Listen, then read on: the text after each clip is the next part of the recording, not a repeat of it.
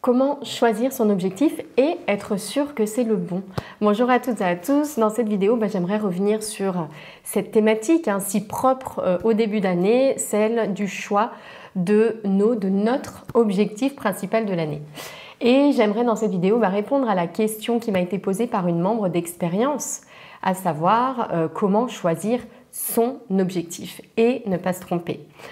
Déjà, j'aimerais revenir sur l'importance de choisir un objectif.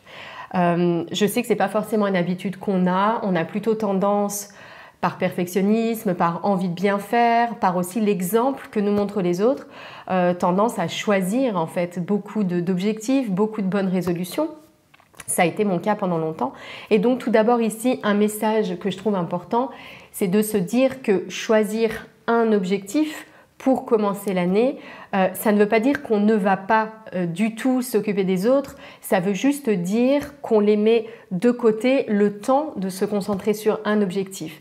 Et en réalité, en faisant ça, on se donne vraiment des chances d'aller au bout de nos objectifs parce qu'on sait ce qui se passe habituellement. On se fait des grandes listes avec plein de choses à faire et puis on s'épuise assez rapidement parce que, alors déjà parfois dans le choix de l'objectif, effectivement on se trompe, mais il y a aussi le temps qui nous manque, beaucoup d'autres engagements, beaucoup d'autres choses qui se passent, le tourbillon de la vie et eh bien c'est assez difficile lorsque la liste est trop longue d'aller au bout et puis on s'épuise et puis on voit bien que c'est pas le but en fait de notre vie que de se rajouter toujours et toujours des choses. Donc ça vraiment c'est la première chose à retenir, c'est l'importance à mon sens de choisir un objectif à la fois. Il peut avoir des déclinaisons, voilà, mais je pense déjà que c'est important d'avoir ça à l'esprit, vraiment de prioriser et de se concentrer sur une chose à la fois.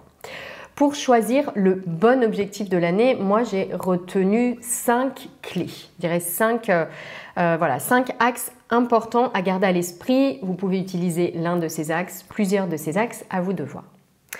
La première chose, la première piste pour procéder, c'est de partir du passé. Donc là, par exemple, on est début 2023. L'idée, ce serait de repartir de ce que vous avez fait en 2022. Quels objectifs vous étiez-vous fixés? Quels objectifs avez-vous mis devant les autres? Avez-vous priorisé? Et qu'est-ce que ça a donné finalement ce choix? Est-ce que vous avez réussi à aller au bout de cet objectif? Qu'est-ce qui a fonctionné finalement dans l'année? Il y a peut-être des moments où ça a été un peu plus accroché, d'autres moments où carrément vous avez eu le sentiment de baisser les bras. Donc, qu'est-ce qui a fonctionné ou pas l'année précédente? Quels objectifs ont vraiment porté leurs fruits? À savoir, vous avez été très satisfaite de l'avoir fait parce que réellement, ça vous a apporté ce que vous cherchez en profondeur et on va reparler de ça après. Ou bien, est-ce que finalement, vous avez très vite baissé les bras puis vous vous êtes aperçu quelques temps plus tard que en réalité, ce n'était pas vraiment ce qui vous tenait à cœur, donc c'était aussi bien finalement que vous ne soyez pas allé au bout. Ou alors vous êtes allé au bout, mais finalement vous vous êtes aperçu que ça ne changeait pas vraiment les choses en profondeur. Donc pour moi, ça c'est vraiment la première chose, c'est toujours partir de votre expérience pour pouvoir retenir des leçons de cette expérience, pour pouvoir apprendre des choses et surtout ensuite vous posez avec ces leçons et vous demandez compte tenu de ce que je sais maintenant, comment est-ce que je vais m'y prendre du coup pour cette nouvelle année 2023? Donc ça c'est très important parce que je sais que bien souvent on est tenté de se tourner vers l'extérieur pour dire alors comment faire le meilleur choix, mais moi vous savez ma pratique, ce que je préfère comme approche c'est le coaching, c'est vraiment cette idée de vous aider à accéder à cet espace intérieur de sagesse et ça passe vraiment par se poser ce type de questions, voir comment vous avez fonctionné jusqu'ici, qu'est-ce qui a marché, qu'est-ce qui n'a pas marché. Donc ça c'est ma première piste. La deuxième piste qui à mon sens est indispensable, c'est de partir du pourquoi. C'est-à-dire qu'il y a des objectifs qu'on se fixe, mais au fond, dans notre vie, ce n'est pas l'objectif en lui-même qui importe, c'est ce qu'on pense ressentir si on atteint cet objectif.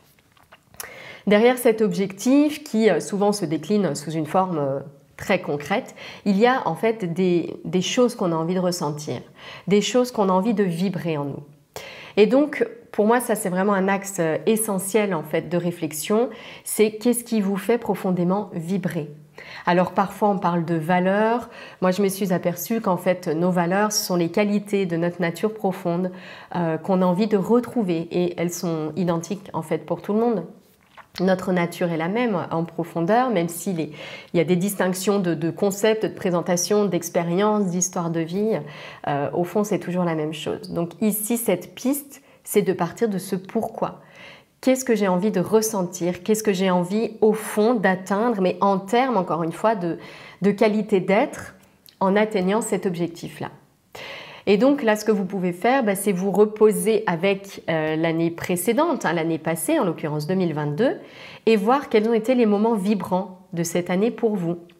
Il y a d'autres pratiques qui peuvent vous aider à cela, c'est visualiser votre journée idéale, vous immerger vraiment dans une journée de vie idéale et voir en fait au-delà du faire, ce que vous avez envie de vibrer, ce que vous avez envie de ressentir, quel est pour vous l'idéal en termes, encore une fois, de qualité d'être.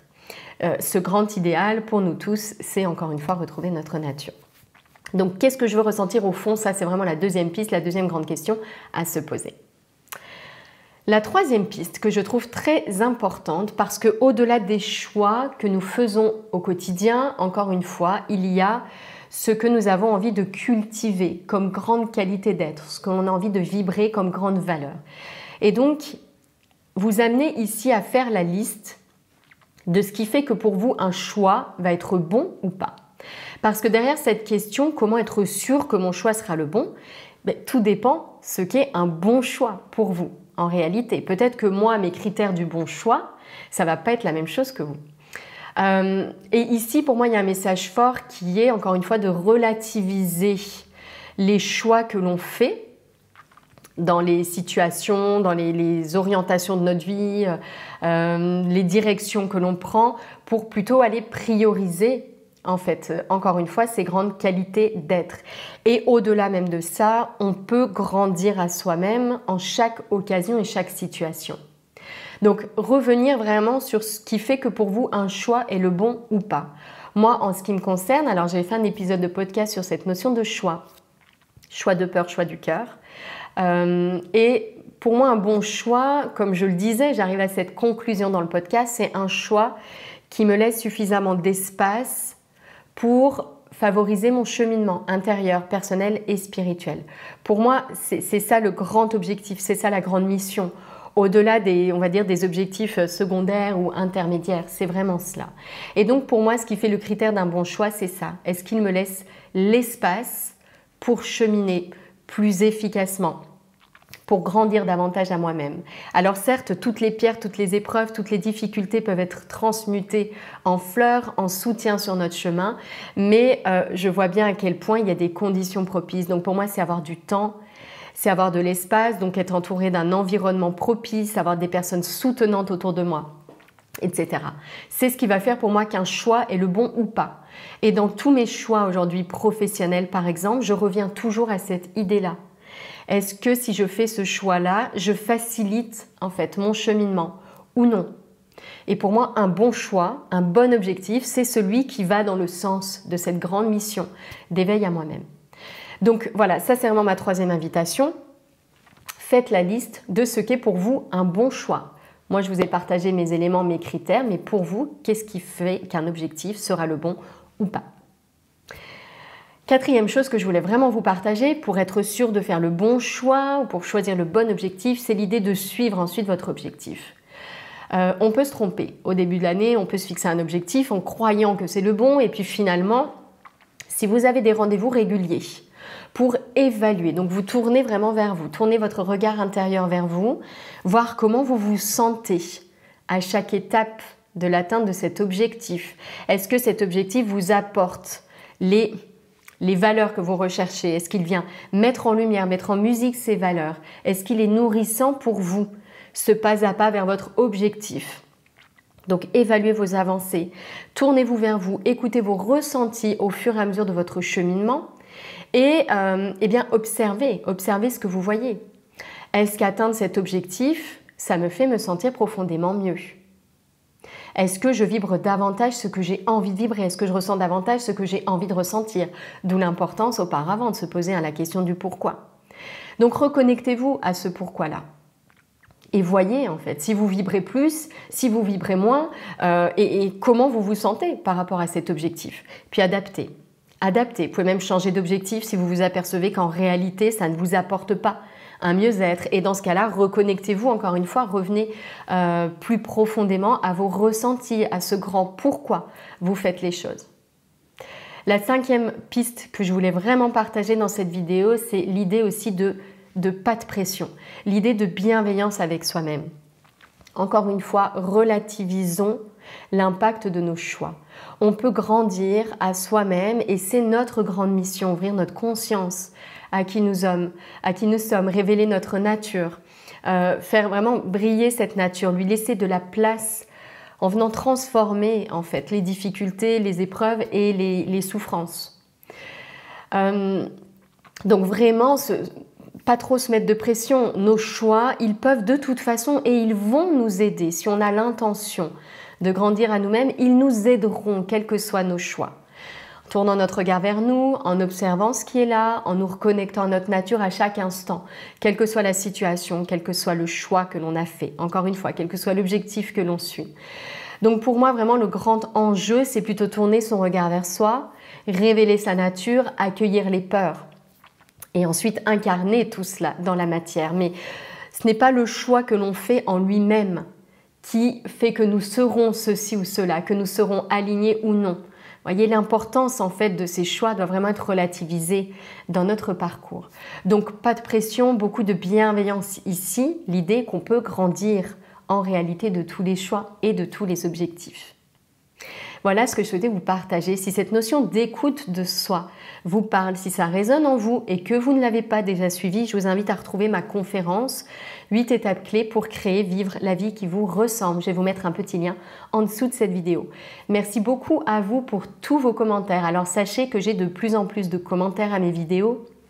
J'adore les lire, je prends le temps toutes les semaines de les lire. Par contre, répondre à tout le monde, ça devient de plus en plus difficile. Besoin également pour moi de recentrage. Donc voilà, je ne répondrai peut-être pas à vos commentaires, mais sachez que je les lis tous et ils me font vraiment plaisir. Voilà, c'est vraiment très très chouette d'avoir vos retours et de sentir votre énergie autour de ce cheminement personnel, de ce cheminement spirituel que l'on fait ensemble jour après jour.